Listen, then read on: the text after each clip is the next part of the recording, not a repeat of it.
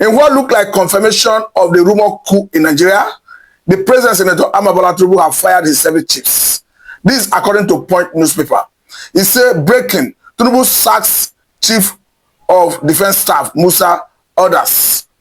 He go further to say that President Bola Tinubu has made changes in the hierarchy of service chiefs. This is in furtherance of effort of the federal government of Nigeria to strengthen the national security architecture. He said a statement by the special advisor to the president on media and public communication, Sunday Dare, read Friday. The statement is titled Tinubu changes service chiefs. According to Dare, the president appointed General Olufemi Oluyede to replace General Christopher Musa as the new Chief of Defense Staff. The new Chief of Army Staff is Major General W. Shaibu. Air Vice Marshal S.K. Aneke is Chief of Air Staff, while Rear Admiral Abbas is the new Chief of Naval Staff. Chief of Defense Intelligence Major General EAP on DNDE remains his position.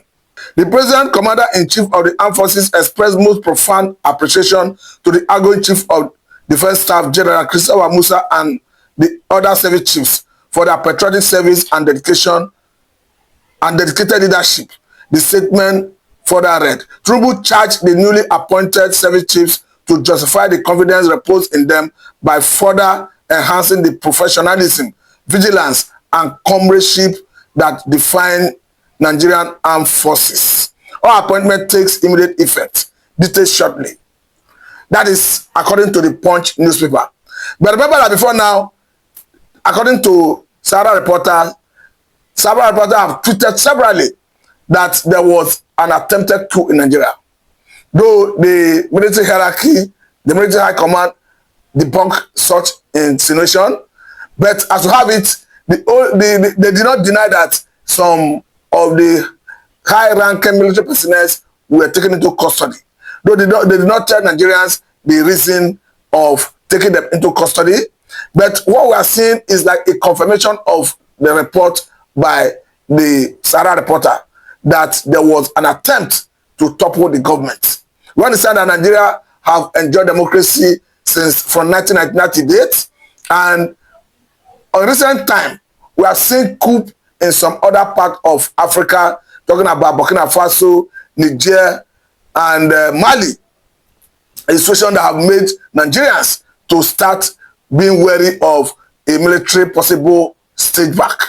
And do not forget that in recent time, we had a situation where during the protest of #end bad governance, #hunger protest, we had a situation where some persons in the north were arrested, where they were reportedly chanting and, of course, waving some flags of other countries, and where they were demanding for a military takeover. But what we are seeing is pointing to the direction that actually perhaps the rumor about coup may not be entirely false, may not be entirely untrue. Because if after the rumor we saw some high-ranking military personnel being taken into custody, and shortly after that we are seeing the service chiefs being fired, I think it speaks volume of what the Sahara reporter reported initially. But again, I think one major issue or one major point from here we are seeing is the president. Of course, we know that the president is the president and the commander of the armed forces. It is within his right to determine who to serve his government as the service chiefs. We understand that under the last administration of Muhammadu Buhari, when it comes to service chiefs, about 17 positions of security positions, about 14 went to the north, and only 4 or 3 was given to the south. But as we have it, currently, the major point here is the Chief of Defense Staff, talking about Christopher Musa. Because if you look at the position of Christopher Musa, definitely we are seeing Olufemi Oluyede, who have actually replaced him, and we understand that all appointments takes immediate effects. So going forward, I think there are 2 angles to this. One, Nigerians will be looking at the new blood being injected into the security architecture.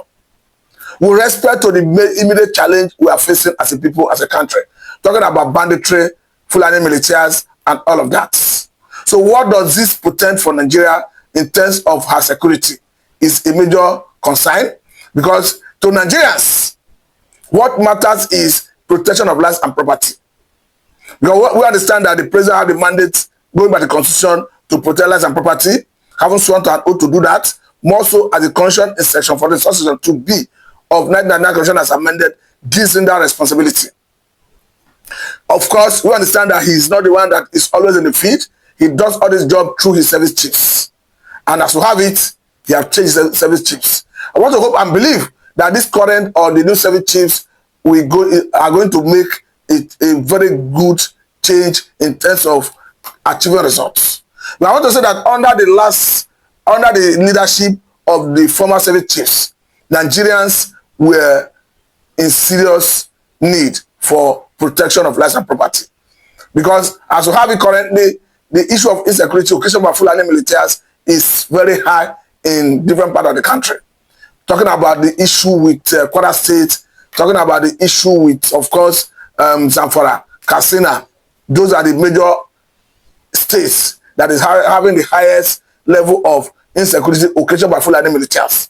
So I want to believe that even if we are talking about rumor coup, but this issue of insecurity that is on ground, I want to believe that these new service chiefs will make an opportunity, this is an opportunity for them to prove their competence. Because there's a saying that you cannot continue doing the same thing over and over and expect a different result. I think this, Mr. President, thinking out of the box now. Let us see what the new service chiefs will bring to the table in terms of their strategy, in terms of leveraging on technology to fight insurgency. But for me, I must say that there's every need, one, to acquire monopoly of currency power to address all these issues. Another thing has to do with intelligent gathering. And the major turning point should be leveraging on technology to address all this myriad of challenges that currently confront us as a people. Well, I could remember recently how a former House of Assembly member from Borno State came out clearly to explain that during the administration of Goodluck Jonathan, that government, when they brought in machineries to address Boko Haram, issue of Boko Haram, terrorism, that they were doing excellently well.